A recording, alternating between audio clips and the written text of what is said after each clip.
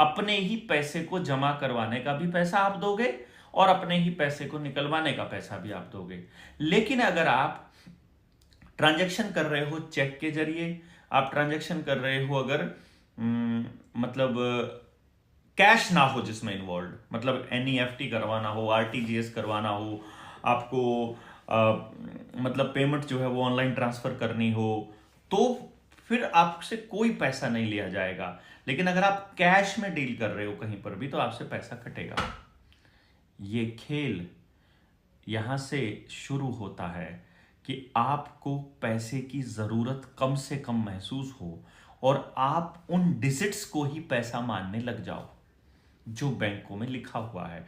और धीरे धीरे जैसे 2000 का नोट गायब हुआ वैसे ही 500 का नोट भी गायब हो जाए, वैसे ही 100 के पुराने नोट भी गायब हो चुके हैं, वैसे ही धीरे धीरे बाकी के नोट भी गायब हो जाएंगे। आपके पास छुट्टा नहीं मिलेगा। देखिए ना, 500 का नोट मार्केट में रहेगा क्योंकि 500 के नोट की जरूरत रहती है। नीचे से छोटे नोट गायब हो जाएं अगर 10 का, 20 का, 50 का और 100 का, तो आपको खुले पैसे रखने में दिक्कत होगी। अगर आप खुले पैसों का निपटारा करना चाहते हो तो आपको यूपीआई से पेमेंट करनी पड़ेगी। जब आप यूपीआई से पेमेंट करने लग जाओगे तो आप डिजिट्स को ही पैसा मानने लग जाओगे। जब आप मोबाइल से पैसा ट्रांसफर करोगे और जब आप डिजिट्स को ही पैसा मानने लग जाओगे तो ये उस डिजिट्स को ही सीबीडीसी में कन्वर्ट कर देंगे और सीबीडीसी में जब रुपए का नाम बदलकर ई रुपया रख देंगे और फिर रुपए के पीछे जो स्टैंडर्ड है उसकी डिमांड आप कभी नहीं कर पाओगे। और जितने लोगों का जितना कर्जा होगा उसको उतने ही क्रेडिट स्कोर में डाल देंगे और उसी का नाम होगा सोशल क्रेडिट स्कोर। अब ये बात आपको समझ में अगर नहीं आ रही है तो आपको क्या समझ में आ रहा है? ये समझने के लिए क्या इसके लिए बहुत बड़ा दिमाग लगाना पड़ेगा? ये बहुत कॉमन सेंस की बात है। ये बहुत पहले बोल चुके हैं कि हम सीबीडीसी लेकर के आने वाले हैं और इसको कोई नहीं रोक सकता है।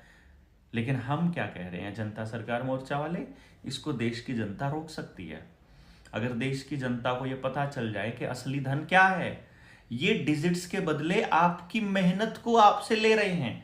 आप सुबह से रात तक पागलों की तरह काम करते हैं और फिर आखिर में इनके खाते में ट्रांसफर करना पड़ता है आपको।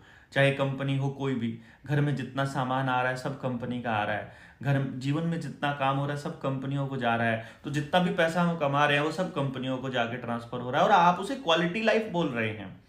क्वालिटी लाइफ होती है आप प्रकृति के कितने नज़दीक हैं, आपका मिट्टी से कितना गहरा संबंध है, आपका अपने लोगों से कितना संबंध है, आप दिन में हंसते कितने हैं, आप खुश रहकर काम करते हैं, आप समाज में रहते हैं कि समाज से कटे हुए रहते हैं। आपके ऊपर टेलीविज़न का, स्क्रीन का, फिल्मों का या मोबाइल का कोई भूत सवार तो नहीं रहता है। कहीं कोई वर्चुअल रियलिटी तो आपके दिमाग के ऊपर हावी नहीं रहती है। कहीं आपको कोई अननेसेसरी की चीज़ों का डर तो नहीं लगा रहता है। तो फिर आपकी ज़िंदगी खुश नहीं है।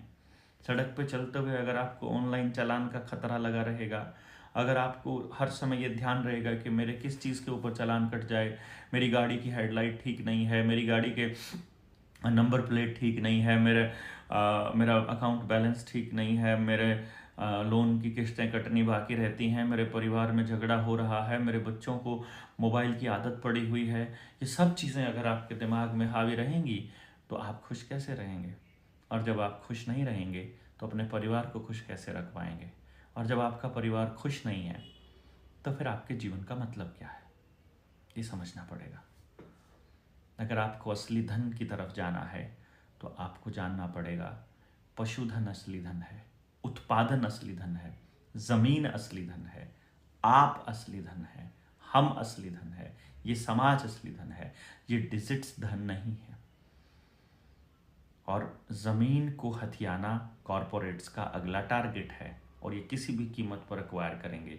आपके बच्चों को विदेश भेजने के नाम पर, आपको मोटी रकम देने के नाम पर 1 करोड़ रुपया दे देंगे। 1 करोड़ रुपया बैंक से निकलवा कर दिखाइए, कैश।